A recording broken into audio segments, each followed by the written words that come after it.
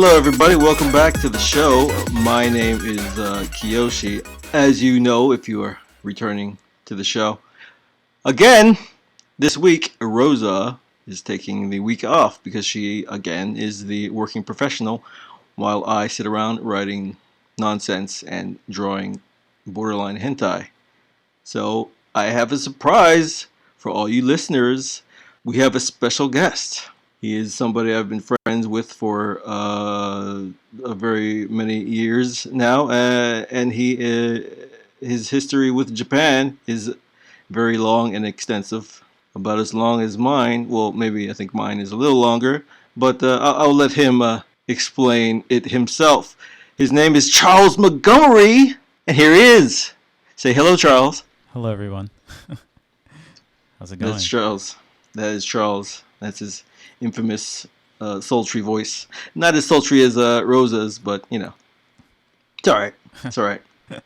Sorry, can't compare. Nobody can compare to Roza, but you're your own, phenomenon. Anyway, Charles. So I guess we should just talk about how we met. How long ago did we meet? Do you remember? I'd say 9 or 10 years now. It was about 2012 or 2013. Yeah, man. See, I moved to Koreatown. So when I moved to Koreatown in Los Angeles, soon after that, I found out from our friend Alex that they were doing like a meetup, a meetup.com meetup type thing, like a Japanese English language exchange. Yeah. And then I was like, all right, cool. I'm going to go. And then I went. It was at a coffee shop in Koreatown. That was about 2012. I can't believe it's been 10 years. 10 years, dude. Yeah. Cafe Scent. Cafe Scent. I forgot the name and everything. Yeah, that was the first place. Yeah, I was attending Japanese meetups since, I guess, 2012, early 2012. I had moved to Los Angeles. Actually, recently back from Japan after doing the JET program. So I wanted to keep up practicing Japanese, and I started going to the ones in Santa Monica, and one of the members at the Santa Monica meetup started the Koreatown meetup, so he was inviting everyone to go to that one. So when did you get back? You came back from Japan the first time. When? That same year or? 2011, at about August 2011. Okay. And I was living in Riverside at my parents' place looking for work, and I landed a job in Los Angeles. Okay, that's when you moved to Venice? Yeah, so that was I moved, I think it was either November or December 2011 when I moved and started working, and then in 2012 I started looking for meetups. Okay. And that was like the middle of 2012 or something, like June or something? July. Yeah. Ish. Yeah, the Koreatown one started a few months after that, so it'd have to be at like mid or after. So Santa Monica meetup predated the Koreatown one. Yeah, I believe that one had been around for a few years. Not sure exactly when, but that one was already established when I had moved to LA, I believe. Okay, I don't know if they're still around. I think people are still doing meetups, right? Like I know the Koreatown one is gone, definitely. But there's some in like the one in is it Long Beach or Redondo Beach? I think they're still going strong. Redondo Beach.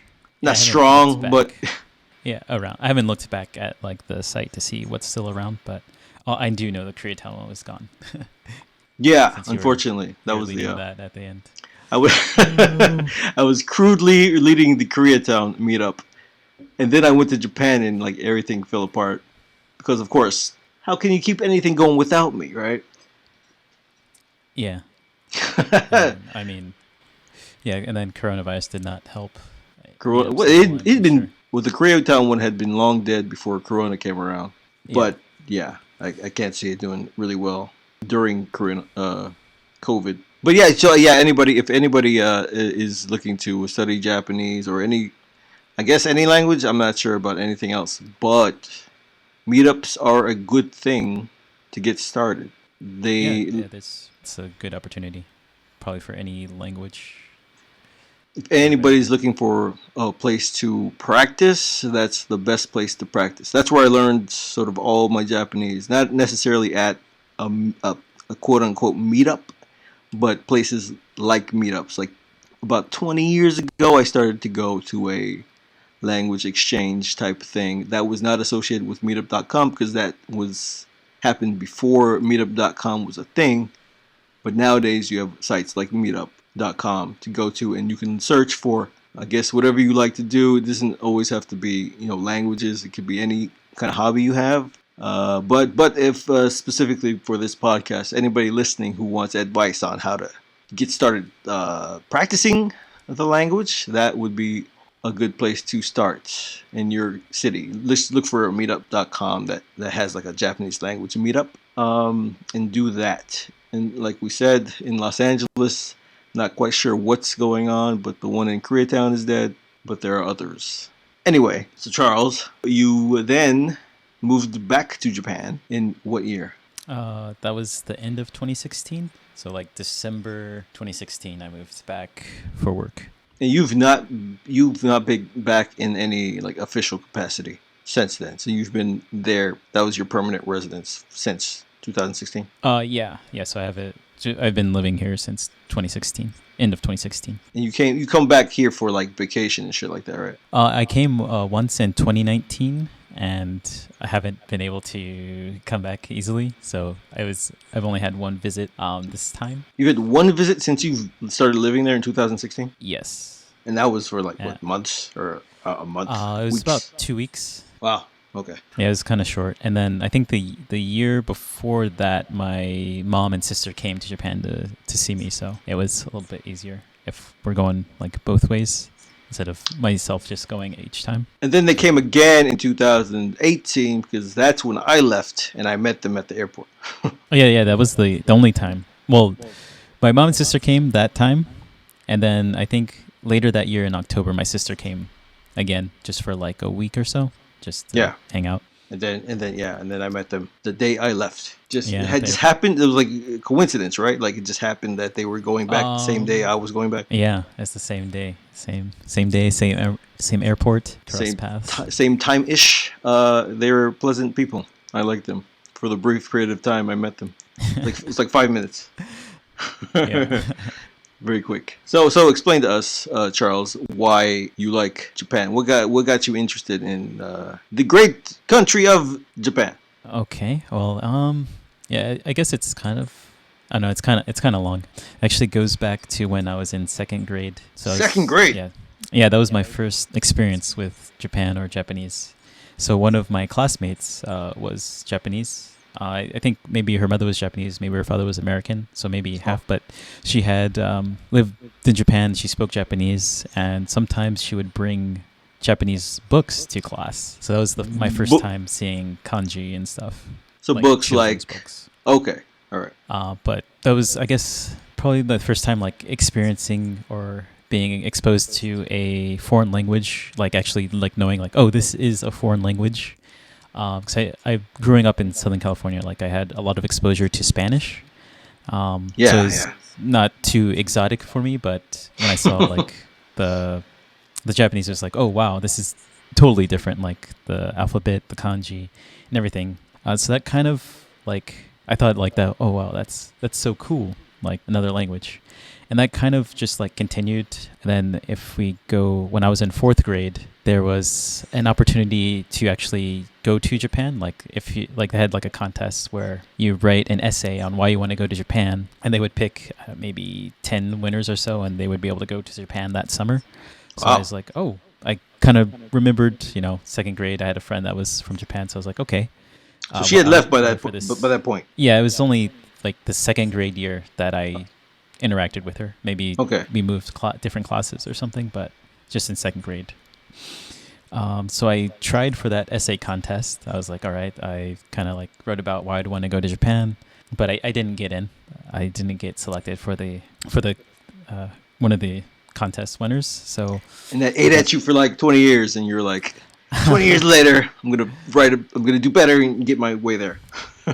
probably didn't eat at me. I was like in fourth grade, so I was like 8 or 9. So it's like it wasn't like that big of a deal, but it's like it would have been cool to go.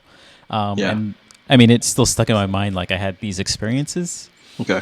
So I was like, okay, well, I didn't get in through the essay. I'll try to go at some point, like sometime. And yeah, I guess like through the rest of elementary school, there's like nothing really dramatic about like learning about Japan. But I think around in middle school, I started to get into like robots. I had seen the Japanese robotics, like the Ashimo, and things. Yeah, And yeah. I was like, oh, that's really cool. I want to go to Japan to see these robots. At the time, I watched anime, like Japanese anime, but at the time, I didn't necessarily know it was Japanese. I just thought, oh, it's cartoons. So I kind of liked shows from that, like I watched Dragon Ball or Gundam, things that would come on TV, and also like robots. So I was really interested into like the robots and technology. Going through high school, I guess like towards the end of middle school and in high school, I was like, oh, I'm gonna learn Japanese. At the time, there's no meetups. There's no real, well, the internet didn't really have like there was no YouTube and things to go online and learn. So it's kind of just like saying, yeah, I'm gonna study Japanese, but I was like 12, 13. I didn't really have the drive to study. It was just kind of like, oh yeah, I want to study. So that continued through like high school. Like I was like, oh yeah, Japan's cool. It would be cool to like study Japanese, but I never like put in the time or effort to do that. Was it around that time that you figured out that anime was Japanese? Came from Japan? Yeah, so like maybe probably towards the end of middle school, I had finally figured out. Also around then found more out about video games being Japanese. Yeah. At the time, yeah. the primary like export, like they were primarily from Japan, right? Video games. Yeah, it was throughout the years, really, that was like the early '90s or throughout the '90s, and then around the 2000s or so, like we started to compete with them, right? America and Japan. But before that, so it was like known the knowledge that almost all video games or any good games anyway came from Japan. Yeah. In my case, I didn't know that. I was just like, okay, play the games. But I was subscribed to like this gaming magazine, and so there was, I guess in the early 2000s, I had a Sega Dreamcast. Yeah, so did I. Pretty cool. And I was there first day to pick up my Dreamcast. 99.99 was it? September 9th, 1999. Yeah. Yeah. So I was in 7th grade, I think. Yeah, 7th grade. So I got one the first Christmas it came out. A side note: the first system that I got of the Dreamcast, it was like defective and broken, so I got it on Christmas and I couldn't play it. Oh my God, the disappointment that you must have faced. Yeah, but tears. Back, so yeah, it was bad. Yeah. But it got fixed, so it was fine. I enjoyed the system. So you didn't buy a new one. You didn't get a new one. You just got that one. We exchanged it. Okay. Like it was still under warranty. Okay, good. So it's short-lived. So yes. Like misery. Yeah, like a week. We took it. A week. Quick. Well, like we had to go after Christmas break, like when the stores opened back up and stuff. Okay. But back to the magazine, they had. It's what was like the magazine? What was the magazine, by the way? If I remember the title, I think it was Expert Gamer. Expert It's Gamer. not around anymore. Yeah, it was kind of like they give like strategies and articles about games. Gotcha. But they had an article. It was about import games, so like games that didn't come out in America but were available overseas, like Japanese games that they didn't want to like translate or whatever. There are a lot of those. So, so I was like, oh wow, there's like it. That's when it kind of dawned on me, like most of the games were coming from Japan, and the games that I was playing were from Japan, but they were like translated and everything. So that kind of kept my interest going. It's like, oh, like a lot of the games and stuff that I'm playing that I like are also from Japan. And there's more games that I'm not able to play currently because I have to import them. And at the time, like they had the region locks on most gaming consoles. Oh man, I remember region locks. Yeah. Horrible. Yeah, so like that, learning about that, then I guess in the middle school I like learned a lot of the games are coming from Japan. A lot of the animes coming from Japan. The technology and robots are there.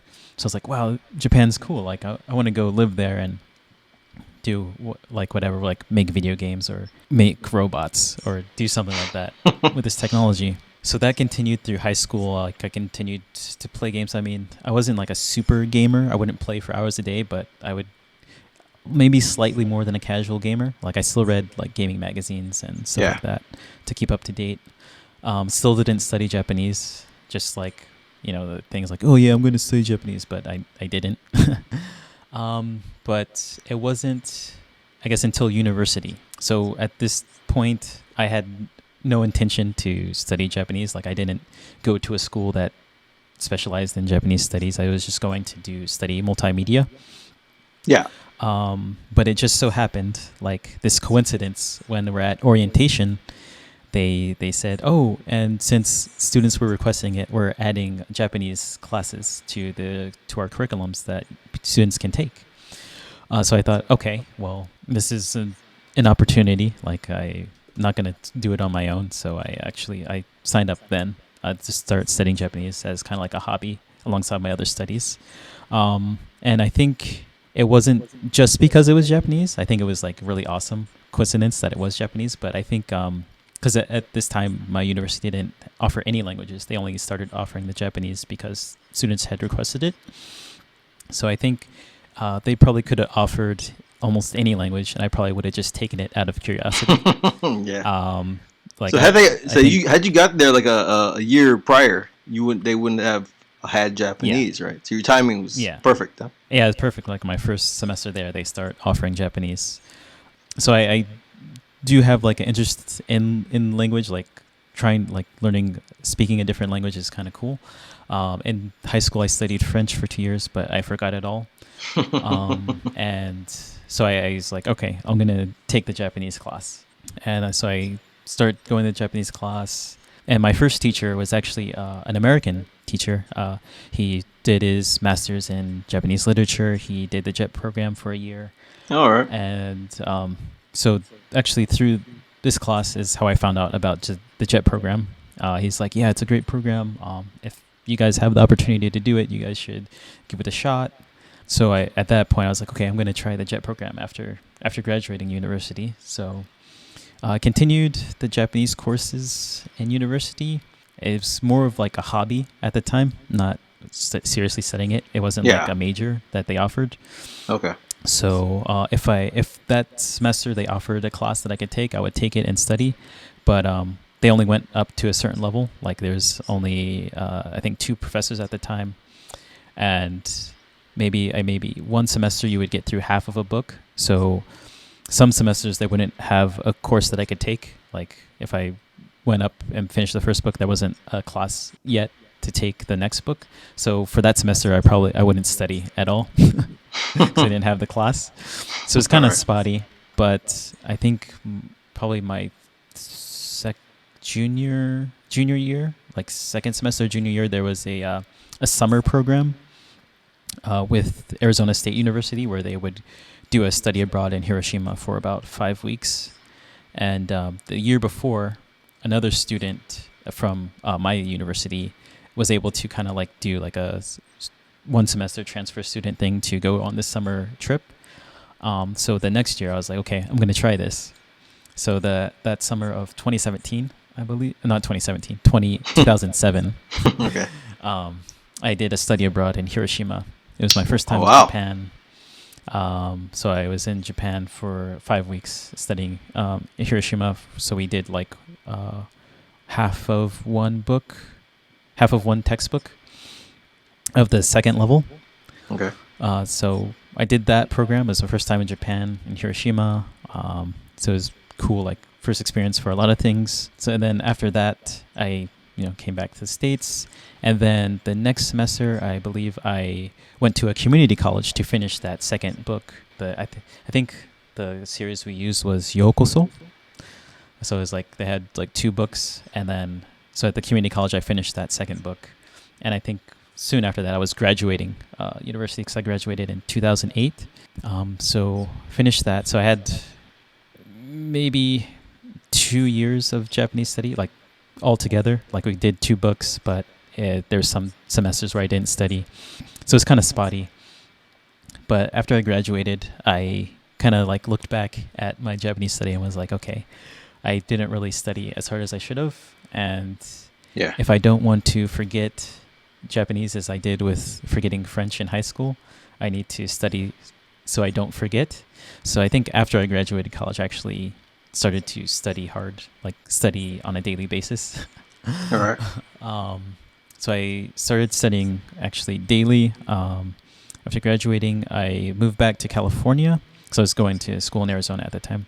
Yeah. Moved back to California. I was doing a internship where I had to like drive maybe like 40 minutes. I was doing an internship. I was applying for the JET program. So driving to the internship, which eventually turned into a full-time job temporarily. I would like listen to Japanese, like listening practice. And then when I got home, I would study like flashcards. So in your car, you listen to this Japanese lesson on the way to and from the internship. Yeah, I ordered some books from Amazon for the JLPT. So I was listening to like the listening section for like, I think it was the JLPT level 3 at the time. I was just like re-listen to that CD or those CDs like over and over. The JLPT, for people who don't know, is the Japanese language proficiency test, which after how many times did you take it before you actually passed it? For the level 3, I passed the first time. For the the level 2 or the N2 at the time, I think it was 4 times. I passed it on the 4th try. Nice. There's a significant gap in difficulty between 3 and 4. 3 and 2, right? Yeah. So I took it twice and I failed twice. So it's very, very. I got to do it again, apparently. But it's very hard. It's like what's on it? Like listening, writing, reading. Yeah, so it's like the first section is grammar and reading. So it's like you go through like kanji, grammar questions, and then there's reading sections where you read the passages and answer questions. Yeah. And then there's like a break, and then there's the listening section where like a lot of like comprehension, talking, and then you're like, oh, what did they say? What's the best response? Yeah. I failed on the reading. My reading comprehension is shit. So.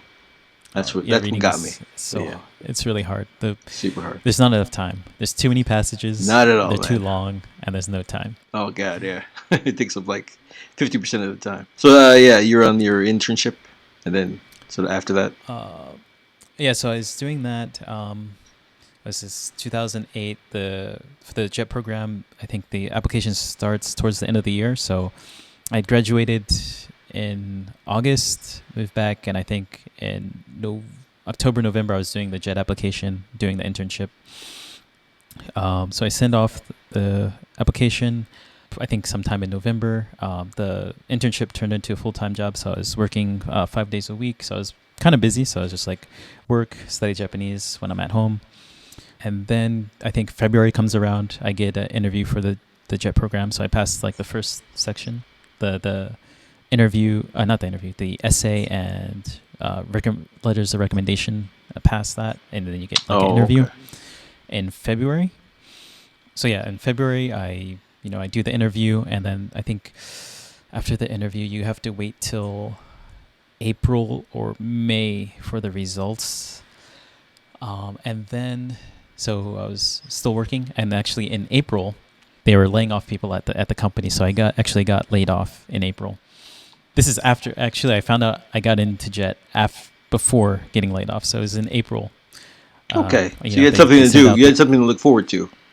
Yeah. After you're being laid off. They sent out the emails, and I was like, all right, sweet, I got in. So I was like, I would have to leave this job anyway in July. Yeah, sometime in July I would have to had quit anyway. So I got laid off. So I still had April, May, June, so maybe like 3 or 4 months before taking off, and I was like, okay, well, I needed that job to like save money for moving. Okay. Because like, I mean, at that point I didn't have to pay back student loans yet, because you have like a 6-month grace period after graduation. Okay. But I wanted to save money for the move. So during that 3 or 4 months, I was kind of like looking for like part-time work or small jobs. So I think I was doing like some odd jobs, like building websites and stuff, like for my mom's friends or and stuff. Yeah. Because I couldn't just like find a job. I did like some interviews, but it just didn't work out. And then I think June came around, and then I moved to Japan, and I was in a small island called Sadogashima. It's in Niigata Prefecture. I had no idea it existed before the JET program.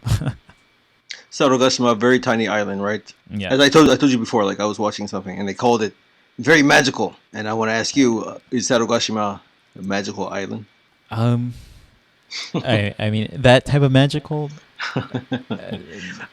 I'm sure it was hyperbole to like, you know, it was like a travel video to like talk it up, but you know, they're. I think it's really beautiful. There's Okay, a lot of, that's what I saw. nature. They did show pictures like images of like the nature, and it looked very very nice. So in that sense, I guess it was magical, right? Yeah, like nature and like, quiet and serene. Serenity. The food's really good since it's like it's island surrounded by water. Like the seafood was great, sushi and things like that. I think the downside is like there's nothing to do, and there was no like young people around our age. Because I was 22 by the time the school year started after I went there. Okay. So there's no there was a trade school, but there's no universities. So people after high school, they go to Niigata or Tokyo, like the mainland for college. Yeah. So it's mainly the kids that you're teaching, their parents, and then, you know, oji-san, oba-san, toka. So right in the middle, you're missing. So it's just either extremely young or middle-aged and older. So you had nobody to hang out with. There was, for other English teachers, there's about 10 of us, actually. So there's a lot of English teachers on this island, but our schools were like... Well, so there's some like decent-sized schools, but there's some like really small ones. Like one school had, I think, less than 10 kids. And we had like a whole like the entire school, elementary school. Yeah. Wow. About 10 kids, and then I think there's one fifth grader, and he was like the only fifth grader in the school. So like when we had class, it would be the Japanese teacher, myself, and the student. So there'd be more teachers in the class than students. Yeah. Oh wow. The upside is for him, anyways, that he had all the attention of all the teachers, so he probably learned a lot. Yeah. So he's like, you know. Got 2 teachers, so you could ask a lot of questions, talk about anything you wanted. Double the knowledge. But so there was like 10 other English teachers, so we hung out a lot. We would, since there was not much to do on the island, there's not many forms of entertainment. The first year, there was one guy's house that we hung out at a lot. Like he had a lot of video game systems. He had like a home entertainment thing set up, like a big TV. He had like a lot of movies, a lot of games, and fairly decent sized place. And he liked having people over, so he was always inviting people over to his place. This is one of the teachers. What we did. Yeah, another one of the English teachers. So okay. he was also American. And there were some people around our age, like early 20s, early 30s, either people that we met or that other teachers that were there before me had met, and you know they just like still hang out, or other the Japanese English teachers that were maybe around our age, like that worked at other people's schools that would like to hang out and speak English. So there was a small group, and we would like hang out. And there was also a bar that we liked to go to. I think it's not around anymore, but it was called Custard Pie. Custard Pie. Wow. It was a legend. It's a legend on the island. Well, it's like it was like the only bar, right? No. Yeah, there was izakaya and snack bars around, but this was the one that we went to a lot, that we frequented. Custard Pie. The bartender, or the owner, and like the chef were like really cool guys. Played good music. had a good variety of drinks. They All right. made nachos, pizza. Were they So it's, decent it's nachos and cool. decent pizza? The pizza, well, yeah, they were decent. Like I would eat it when I was there. I think the nachos were pretty good. Like it was just like Doritos with like sour cream and like salsa and cheese, like melted. Doritos. But well, I guess okay, the Japanese Doritos, so not Doritos, but Yeah, a there's little different, right? a brand here called Don Tacos. Don Tacos. So Yeah, I remember that. they're like Doritos, but the size of the chips are actually kind of smaller. Probably Yeah, like yeah. maybe 75% the size of a Dorito. So it was like it was Don Tacos nachos. But it was a cool place to hang out. That's where we hung out probably maybe Friday night, Saturday night if we're not at someone's house having a party. The second year though, a few new teachers came in, a few people left, but we started going bowling a lot. There's one bowling alley on the island, and a few of us really got into bowling, and sometimes we would go 3 days in a row. Days in a row. When there's nothing else to do, I mean, what else can you do, right? Yeah, so it's like go bowling and then go to custard pie. Custard pie. And sometimes go to karaoke. But So how do you know custard pie isn't there anymore? Have you been back to Sarugashima since you left? I have not been back, but a few of the teachers that stayed after have told me that it is That's gone, huh? no longer there. Do you have a desire to go back to Sarugashima?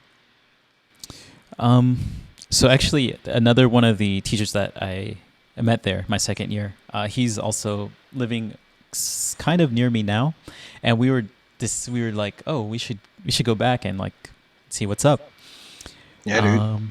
But a lot of the people that we knew don't really have contact with, and like we'd have to like get a ferry, take the train all the way to Niigata, find a place to stay. And we were looking up like the prices of getting everything together just for like a weekend. I was like, it's not worth it. So we decided against it for the time being. Maybe at some point we'll go. All right. But yeah, it would be cool to go back, but it's currently not at the top of my list.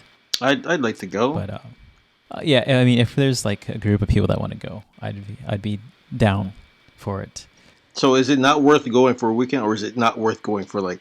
Because you could also go for like a week, right? Yeah, I mean, yeah, I just have to like take time off and all that stuff. Yeah. But it's just. But is there enough things to do that would warrant staying there for a week? Yeah, I think like I guess if you're in the nature and stuff like that. Go around to like to the beach, go on a hike. If you know people there like to hang out with, then yeah, it'll definitely be worth the time. All right. Definitely be worth it. But yeah, so I taught English on Sado for 2 years, and during that time, I continued to study Japanese. So like at this point, I was like just studying to get better, to not forget. So I was doing that every day. I also was getting more into studying programming. Before like the job I mentioned, like the internship that turned into a job, I was kind of like working in web, like doing web design and a little bit of web programming. Okay. So I wanted to continue that career. So every day after work, because in JET, at least in my situation, I would finish about 4:15 every day.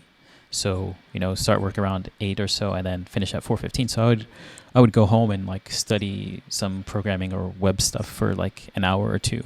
Do that basically every weekday, and then maybe on weekends I would also study. But just kind of like for the next step, because I didn't want to continue. I didn't want to just be an English teacher.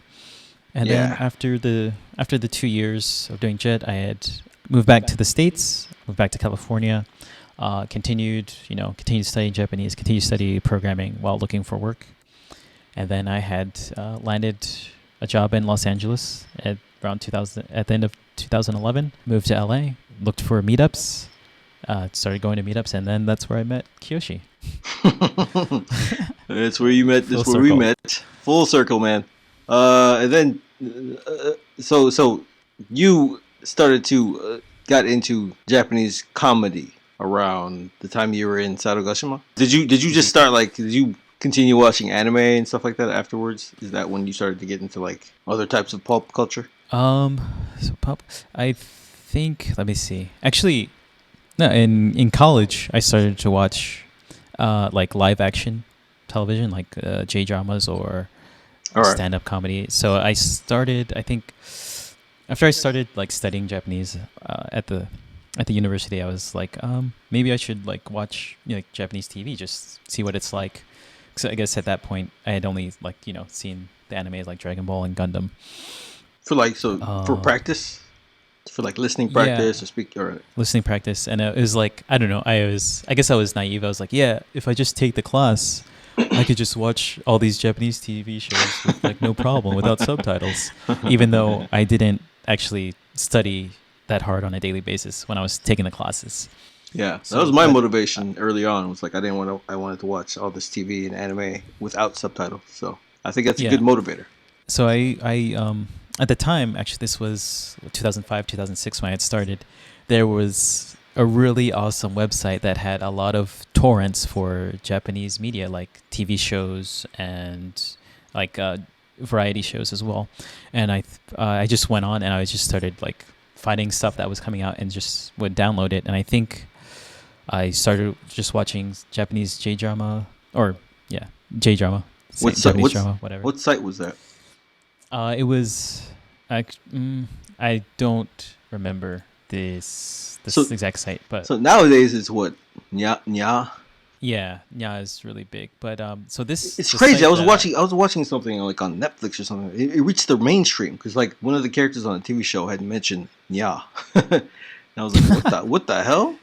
Is this like common knowledge now that nya is like the place to go for like Japanese content? It was very yeah, weird.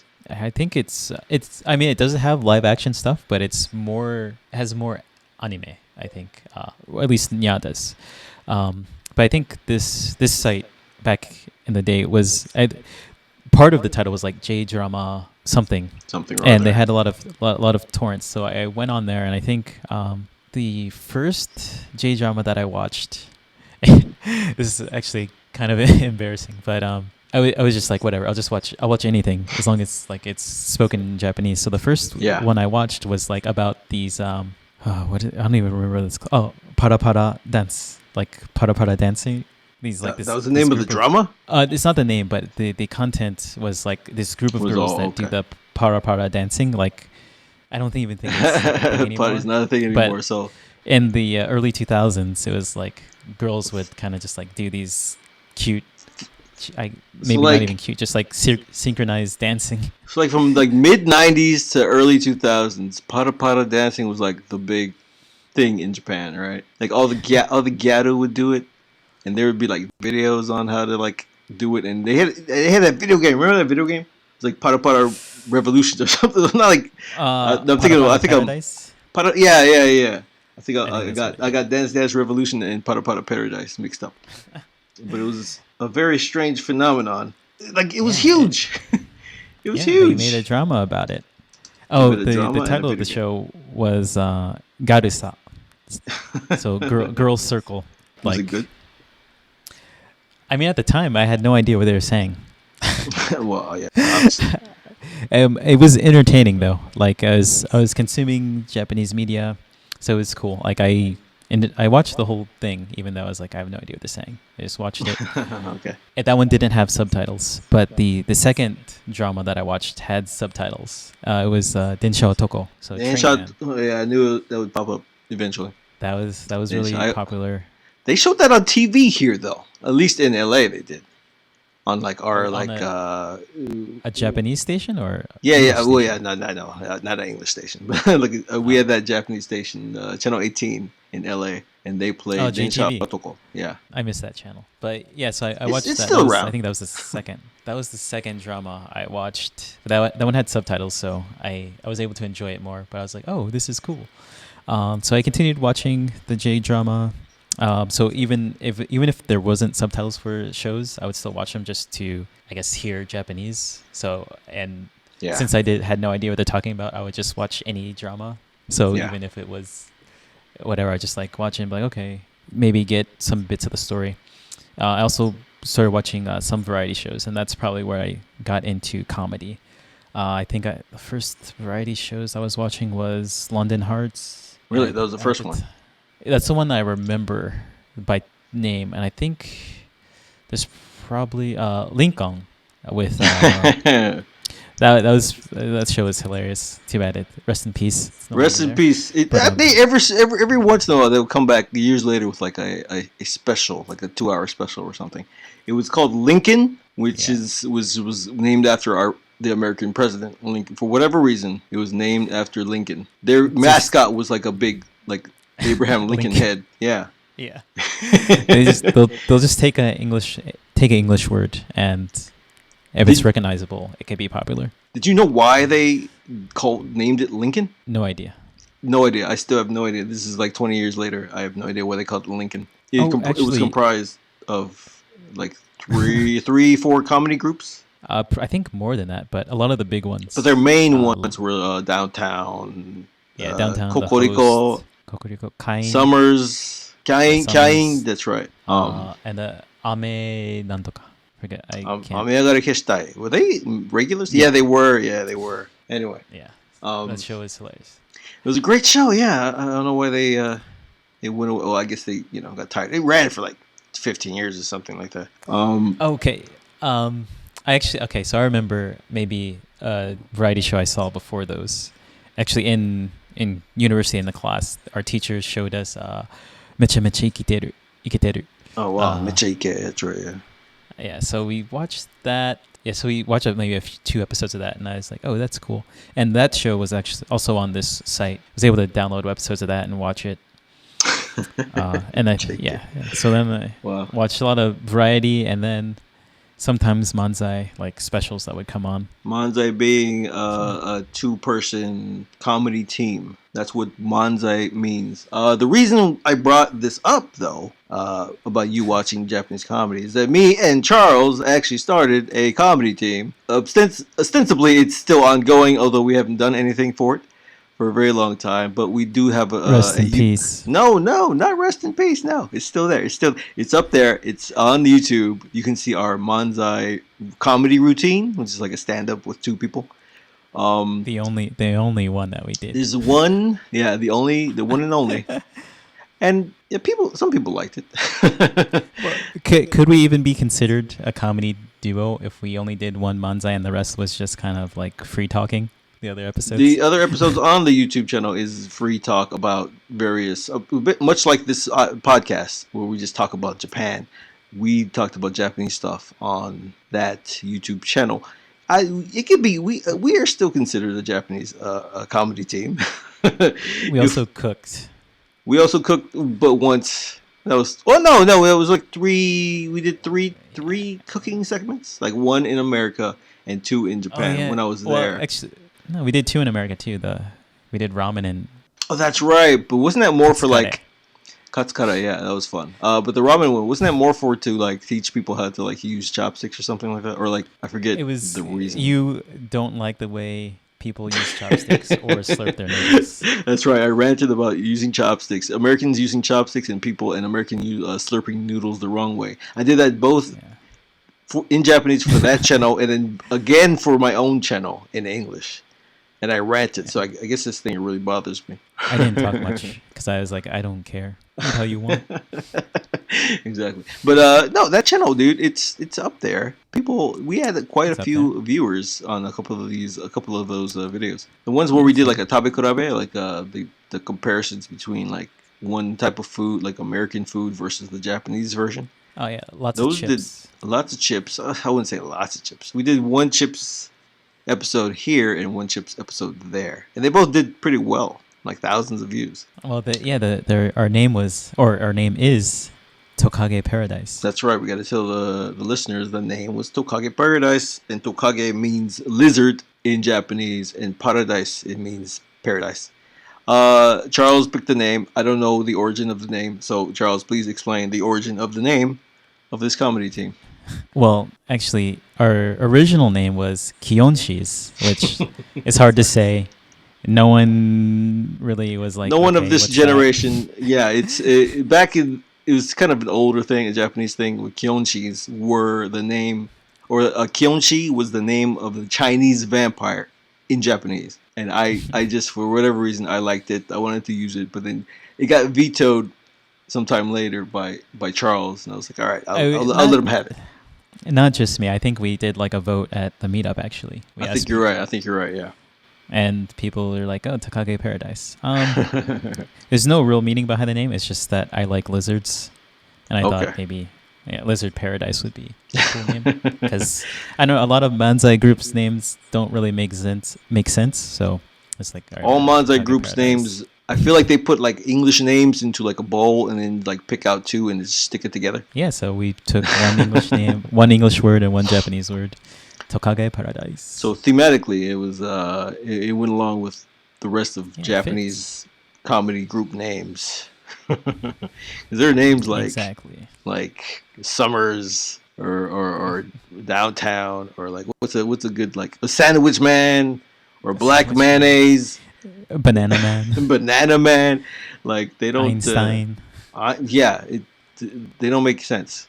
And so ours is just as nonsensical as any other Japanese comedy group's name. So I like it. I like it. I like it. I liked mine as well, but you know, Tokage Paradise has grown on me over the years. And we could also shorten it. You could just say Tokapara. That's right. Right. Tokapara. Yeah, because Japanese people like to shorten things. They like to abbreviate, and it's a perfect abbreviation type of or a name you can abbreviate easily. It works. One day we'll make a comeback. When I go back, when I lived there, we lived far from each other. So and like I was poor, so I could not spend the money to go all the way down to Kanagawa where he lived for any. Like I couldn't do it a lot, so we did it. You know, we shot a couple of videos, but we can sustain the upload time. Did we shoot any at your place? We shot one or two, but we shot mostly at your place. But Cool. we will make a comeback one day. It's still there. If anybody wants to watch it, it's up there on YouTube. It was fun. Yeah, you should put the link in the I will put the link in the show notes. I definitely will. So when you first went to Japan, did it meet your expectations, if you had any? Yeah, I mean it was crazy. Well, I guess not crazy, but like it was really exciting. I mean, I was 19 at the time. It was my first time. Well, not my first time to a foreign country. I had been to Mexico a few times, but first time in Japan, I was studying Japanese. So I was like, okay, I can see the robots and everything. I could see anime. I could practice Japanese. Also, another thing, before the iPhone came out, I thought Japanese cell phones were one of the coolest things. And they were. Seen some. Yeah, you could do video calls on them and like crazy stuff. Watch TV. You could watch TV on them. Before Yeah. the smartphone. Right before the iPhone came out. I remember my friend's friend had come from Japan. She was Japanese. They both were Japanese, and she had brought her like newfangled bangled phone with her, and it was like red, and like you could like transform it, and you could like take off. You know, it would like it would swivel. The top would swivel, and you could watch TV on it. And I was like, oh my god. They're defeating us in technology. They're like light years away from us. And then, of course, when the iPhone came out, then they sort of like calmed down on their own technology, and the iPhone sort of took over. Yeah, smartphones is just took over. But yeah, I think I discovered the Japanese cell phone through probably watching J dramas, and I was like, well, why are the phones so cool? So that was another thing. I was like, wow, I can see like the technology, the cell phones, and all that stuff. So yeah, just going to class because we were in Japanese university. We stayed in the dorms, and so we could go into the school. We go to the cafeteria, eat lunch. There was a international student group there, so like they welcomed us. So like we had made friends. Yeah, it was really cool. Went to like the festivals. Because it was in the summer, so there was the summer festivals that we got to go to. Went to like museums, hiking. We also went to a few of the other prefectures. We were in Hiroshima, but we also went to like Shimane, saw stuff. Yeah, so it was really cool, like a cool study tour for 5 weeks. Okay, so a 19-year-old, yeah, your mind will be blown going to Japan as a 19-year-old. There's so much. There's a lot of stimulation, as one of my some guy put it one time. That Tokyo, especially Tokyo. But you went to Hiroshima, which is I've never been to Hiroshima. So is it as sort of busy as Tokyo is? Well, of course, not that busy, but we were, like we stayed in the dorms in the university, so there was like always students around, and then we could go into like I don't think it was, yeah, I think it was in Hiroshima City, so we could go to like the capital of the prefecture, and there's a big shopping arcade to go through. So those parts are pretty busy, and then we went to festivals. There's a lot of people around, so it did feel busy, but maybe not the same way as Tokyo. Like just like in Tokyo, it's just like store, department store, train station, like super packed. Yeah. Here it was, I guess, more spread out. Like the shopping center, yeah, it was big, a lot of stores, but there's still a lot of like open space, some nature and stuff mixed in as well. All right. Sounds cool. Now, so you went and then you came back here and then you went to live since 2016. So how is it living there for the last 7 years, I think? Yeah, almost 6. Oh, yeah, it'll probably be going on 7. So this time, I'm living in Kanagawa, as you mentioned, so it's different than Sadogashima. It's much different, right? On the mainland. There's trains here. There's no trains on Sadogashima, huh? That's right. It's so small that buses. Yeah. Buses that I think maybe run once an hour. So we had to drive. Most of the teachers, we had to rent cars, or some people bought cars, but yeah. You rented your car? Yeah, I did a 2-year rental. Okay. Wow. Yeah, so I did that. First year I had an international driver's license. The second year I had to get the real Japanese license, so I had to do that driving test in Niigata. That was just a whole nother nightmare. But and it's famously really expensive for a Japanese license, right? Yeah, but I like if you do if you don't have any license at all and you go to like the Japanese classes to like from the beginning, then yeah, I think it's really expensive. Right. In my case, I had the American license, so that's how I was able to get the international driver's license for the first year. And then to transfer to an actual Japanese license, like you have to get your license translated and then go in for the transfer. At the time, depending on your country of origin, maybe they could just take the translated license and then convert you to a Japanese one without having to do like any tests. At that time, Americans and I can't remember the other countries that had to do that.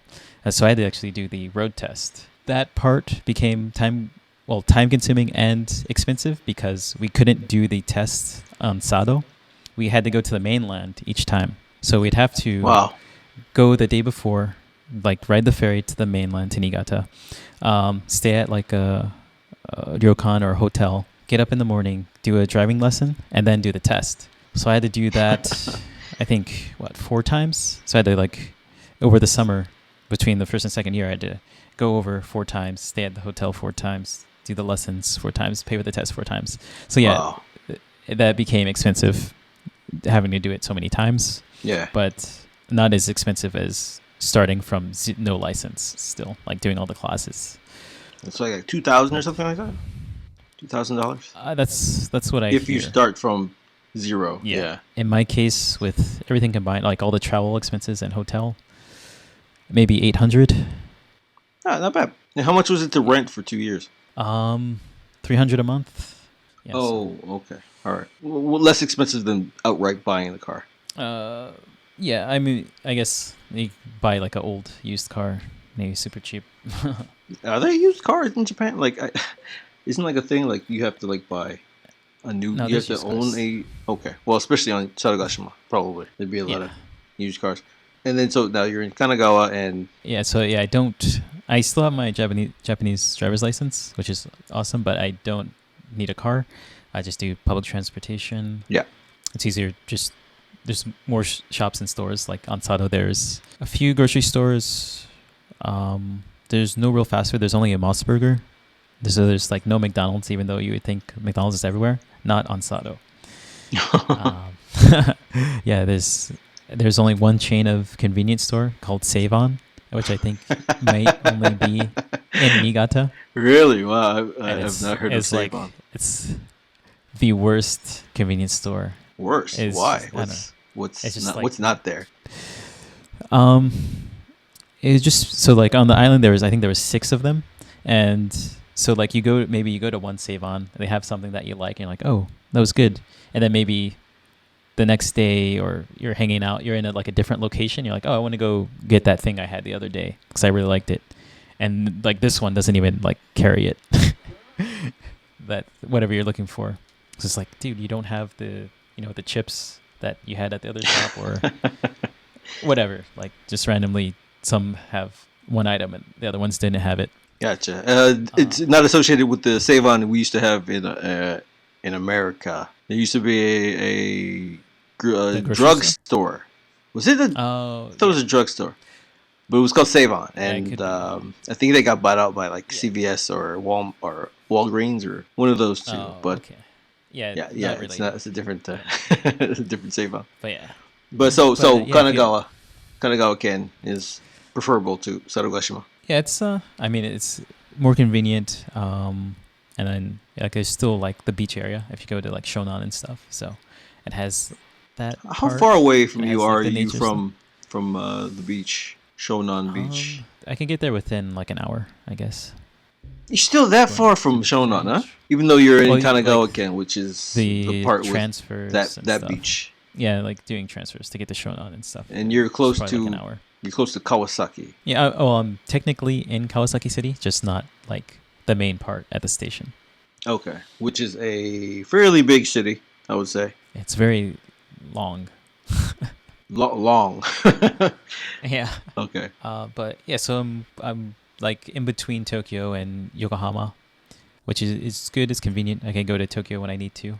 Previous jobs that I worked at were in Tokyo when I went into the office, so it was like less than an hour, 30 minutes, 40 minutes to get to work.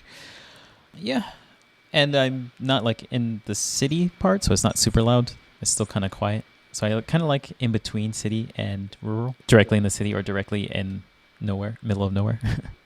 I've been to your place. I like that area a lot, actually. Aesthetically, it's pretty pleasing. I remember your train station was a little outdated, but they've since like updated it, right? Yeah. I think 2 years ago now. Okay. So it's updated. Is it Now it has modern? an elevator. Wow. Yeah. When I was there, it was just a platform, right? Yeah, just And like, yeah, go okay. go up some steps, and then go down steps on the other side to actually get to the That's right. platform. That's right. So yeah, Kanagawa Ken is a little different than Tokyo, but still an urban area, I would say. Yeah, I think. Well, Yokohama is And then Yokohama, either that's right. Yokohama's second close or by. third most populous city. Yokohama It's is a either crazy ahead station, of yeah. Osaka or behind. So yeah, it's Kanagawa is still really. It has everything. I would recommend living there if I had to do it again. I would choose Kanagawa to live actually, because it's not Well, I as guess not so. as busy as Tokyo is, and it's You cheaper. gotta make it happen. I gotta make it happen. Exactly. We gotta marry each other, Charles. finally tie the knot. Come on, let's do it. And yeah. If you're looking, it's cheaper, right? Cost of living than Tokyo proper. Certain parts of Kanagawa. I get on average, I would say it's cheaper. Yeah. So do you like being there 7 years now? Do you plan on being there for longer? Like how much more longer would you be there? Will it be your permanent home, or do you want to come back here at some point? I think currently, I mean, Are you happy about there? this, I like- guess is what I'm asking. yeah, I mean, I could do all the same stuff I was doing back in the States. It's basically I could do either. So like if I for some reason had to go back and like move back to the States, it'd be fine. But at this point, I kind of prefer Japan at the time being. Like I get affordable healthcare, public transportation. So there's a few more pluses currently in Japan A few. than yeah. I mean, I think America's currently just on fire. America is For right outside my. multiple reasons. I can look outside my window right now. It's currently literally on fire, but no, well, mostly figuratively. But it's Yeah. not. We're not in a good state. Yeah, no rush to return currently. But, Do you miss it? still- Do you miss here at all? yeah, I mean, Aside from family. Oh, fine. All right. Aside from family, I miss my friends. Like all of our friends who we I made it guess- at the meetup, like most of them live with you there. I feel like, with the exception of not like most of me and like really, or I'm sure you have other friends you have outside of the meetup, but a lot of us meetup people made the move to Japan. Yeah. Well, other friends like from past jobs or from school. Okay. I also miss, I guess, like a lot of food items. Like as you guys mentioned in previous episodes, there's some foods that Japan gets right, and there's some Yeah. that they don't. Yeah. So I really miss a lot of spicy foods. So I think yeah, when it came, there's some things that I do miss. Yeah. when it comes down to it, you could reasonably make it at home. I think, like you can Yeah, that's marinate some meat what and I then yeah, I and make slice it up, I make tacos. Okay, I make tacos. so it's not that bad, right? And plus, you got the Yeah, but Gomez y sometimes whatever it's called. I don't want to make it. Yeah, Guzman and Gomez. Go. But I mean, I miss like the taco shop, not like homemade the I mean, real taco shop, yeah, it's you or can't replicate taco that truck, outside of street food. Mexico or Southern California, or I'm sure places Yes, I like miss- Texas or something like that. So to get like authentic Mexican food, it's very hard. If you miss that, I don't know what to tell you. You can get reasonable facsimiles in Japan, in Tokyo, especially now compared to like years ago. But yeah, nothing beats a taco from San Diego or or Mexico or Yeah, even Los Angeles, right? So yeah. So yeah, the SoCal Mexican food I miss, and yeah, I guess like there's some snacks that I grew up eating that I can't get here, but it's like all right, it's fine without it anyway. But yeah, there are if substitutes. we're talking about things that we miss, but yeah. Yeah. So it's not like I'm dying, but yeah. I guess I guess I could. Yeah, I enjoy it here. It's comfortable. Could you see yourself living there like in your 70s? Could you see yourself dying there? Well, I gotta die somewhere. But yeah, I mean, I think it could be a possibility. Okay. Like That's good. I don't see a need to leave. Like I still enjoy it. So as long as I can, support myself here, then that's fine. But if I support myself in the States too, that's also fine. Yeah. But like as you say, yeah, you're more likely to our what's the thing called? the fuck. What do you call it when you're more well, I'm forgetting What? English. When you are the length of time that you are expected to live. What's it called? Life expectancy. So the life expectancy in Japan is far greater than our life expectancy here, which is constantly shrinking year by year. Yeah, and There's no question there, but I look at it also this way. Like, I guess let's say I grew up in the States, yeah. But let's say I lived in the States for 26 years. So it's like, why not live somewhere else for 26 years and see how it compares. Like I guess not really a comparison, but like I lived there like for a certain amount of time, so it's like why like I shouldn't have a problem like trying somewhere else. Like if I live maybe two places the same amount of time, then it's kind of like you really get an outlook on the different culture and stuff, because like you could live here like a few years and you like learn a lot and gain a lot, but if you like live 20 years in the States and then 20 years in Japan, it's kind of like equal, and it's kind of like maybe even a better outlook, better understanding of both, and then you could maybe make a better decision on like, oh, I want to live here or I want to live here. About where you want to die. Yeah, if we want to go that route. Okay. All right, cool, man. That was a good talk, I think. Do you have anything else you want to add? Not off the top of my head, but yeah, I really enjoyed it, and if you ever need someone to fill in, yeah, dude. hit me up. Something tells me Roza will be busy a lot, so I'm going to ask you to fill in quite a bit, man. We have much more to talk about. We could do a part 2, and it won't be like the introduction, so we could have a more interesting conversation. Exactly. No, this was just talking about myself is boring. This is plenty entertaining. I appreciate you coming on, filling in for Roza. And we'll have you back on soon. We can talk about all kinds of stuff, like dating as a black guy in Japan. We both have that experience that Rosa does not. Yeah, that's true. But that's an example of anything, the many things we could talk about. So I thank you very much, man, for joining me on this podcast. If you No guys, problem. Thanks for having me. yeah, anytime. If you guys like this, please tell us. If you guys did not like this, please tell us. Please give any feedback, comments, any stories you have. Please email us at ourjapanpodcast@gmail.com. Also, like and subscribe us on whatever you're listening to this on. I will. Do you have anything to plug? You want to give your socials? Yeah, I guess I have Instagram and a Twitter. It's at @dotfury, DOTFURY.